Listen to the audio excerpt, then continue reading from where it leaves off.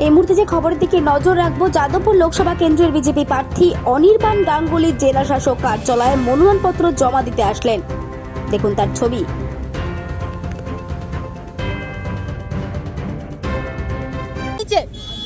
মানে পরীক্ষার জন্য টেস্ট পরীক্ষা তো হয়ে গেল, উত্তীর্ণ হয়ে গেল একদম। দেখুন 60-65-70 দিন ধরে আমরা নিরন্তর অক্লান্ত পরিশ্রম প্রচার করা হয়েছে, মানুষের কাছে পৌঁছানো হয়েছে। যাদবপুর লোকসভা একটা বিরাট লোকসভা, তার সাইজ আমার মনে হয় সারা ভারতবর্ষে one of the biggest Lok Sabha.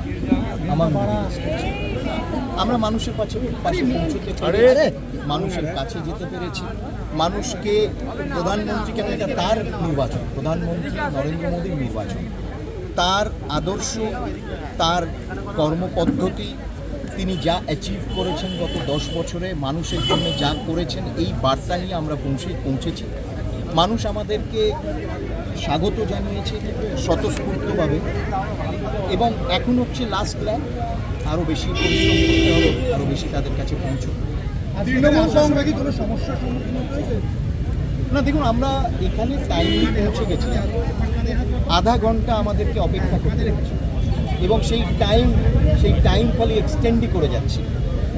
তার জন্যে তারপর আমি বলতে বাধ্য হলাম যে আমি তাহলে হেঁটে আসি, কেন এখানে একজন বিশিষ্ট ব্যক্তি প্রেস কনফারেন্স করছে। এখন প্রেস কনফারেন্স করতে গেলে এখন আমিও 1 ঘন্টা ধরে প্রেস কনফারেন্স করতে পারি, কেন আমার অনেক কিছু বলার, কিন্তু একটা সৌজন্য থাকে, একটা সিস্টেম থাকে, এবং ইলেকশন কমিশনের সামনে সবাই সব ক্যান্ডিডেট আছে, এবং সেই জন্যে আজকে ডিলে হওয়াতে কেন্দ্রীয় মন্ত্রীকে ফেরত যেতে হলো, কেন ওনার অন্য কর্মসূচি ছিল, এবং আমি হেঁটে ঢুকলাম, কোনো অসুবিধা নেই। আমরা তো হেঁটে হেঁটে মানুষের কাছে পৌঁছতে অভ্যস্ত। যাদবপুর লোকসভায় সায়নী ঘোষ দেখা যাবে, কিন্তু কতটা মার্জিন করবে এখন তারা, সেটা কথাটা হচ্ছে যে যাদবপুর লোকসভায় সায়নী ঘোষ তৃণমূল কংগ্রেস থেকে জিতবে, কিন্তু কতটা মার্জিনে জিতবে ভালো, সেটা এখন তারা অঙ্ক করবে। ভালো, তারা অঙ্ক করছে, মানে অঙ্ক তো, ইলেকশন তো একটা ভোটের অঙ্কও হয়, ভালো। না, দেখুন কথাটা হচ্ছে যে এই ধরনের ব্যবস্থা হওয়া উচিত না। আমি আমার লিগ্যাল টিমের সাথে কনসাল্ট করতে দেখি কালকে কী পদক্ষেপ নেওয়া। এই ধরনের ব্যবস্থা সবার জন্য সমান ব্যবস্থা থাকা উচিত। এখান থেকে কেউ বেরিয়ে তার মনে হলো সে প্রেস কনফারেন্স করবে, এখানে দাঁড়িয়ে সন্দেশ খালি নিয়ে বানিয়ে দেবে, এবং অন্যান্য ক্যান্ডিডেটরা আটকে থাকবে, কেন্দ্রীয় মন্ত্রী আটকে থাকবে, এটা কোথাকার সিস্টেম, কোথাকার নিয়ম? সন্দেশখালী নিয়ে যেটা বলছে বারবার তৃণমূল, ফেক ভিডিও বিজেপির দিকে অভিযোগের আঙুল উঠছে। না, ফেক ভিডিও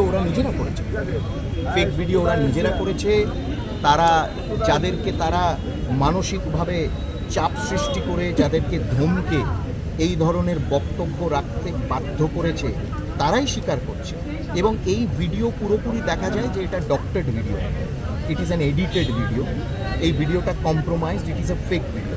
দেখুন যাদের এভিডেন্স কি রয়েছে না, আমরা ইনভেস্টিগেশন চাইছি, এবং লিপ মুভমেন্ট দেখবেন, যারা ইন্টারভিউ দিয়েছে তারা নিজেরা বলছে তারা কত চাপের মধ্যে পড়ে বাধ্য হয়ে তাদের ইন্টারভিউ দিতে হয়েছে, তারা নিজেরা বলছে এটা এডিটেড ভিডিও। যারাই একটু ভিডিওটা ফরেন্সিক ল্যাবে পাঠালেই দেখা যাবে যে এটা ফেক। রাজ্যপালের বিরুদ্ধে যে অভিযোগ হচ্ছে সেগুলো, দেখুন রাজ্যপালের বিরুদ্ধে রাজ্যপাল মহোদয় নিজে তার উত্তর দিয়েছেন, কিন্তু আমি যেটা বলছি যে আজকে আমরা বাংলার রাজনীতির স্তরটা কোথায় নিয়ে যাওয়া হচ্ছে, এতটাই নিম্ন স্তর।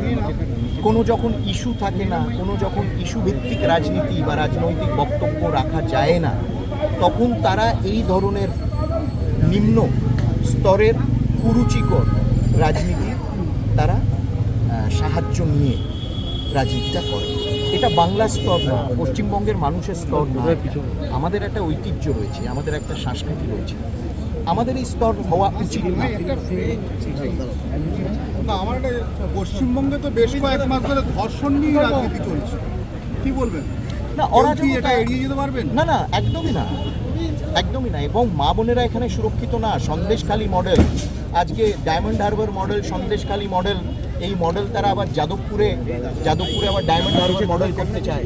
এই মডেল নিয়ে পশ্চিমবঙ্গের মানুষ, এই মডেল তারা বুঝতে পারছে না, সহ্য করতে পারছে না, কী ধরনের মডেল, এবং এই সন্দেশখালী মডেল আনাচে কানাচে রয়েছে পশ্চিমবঙ্গে।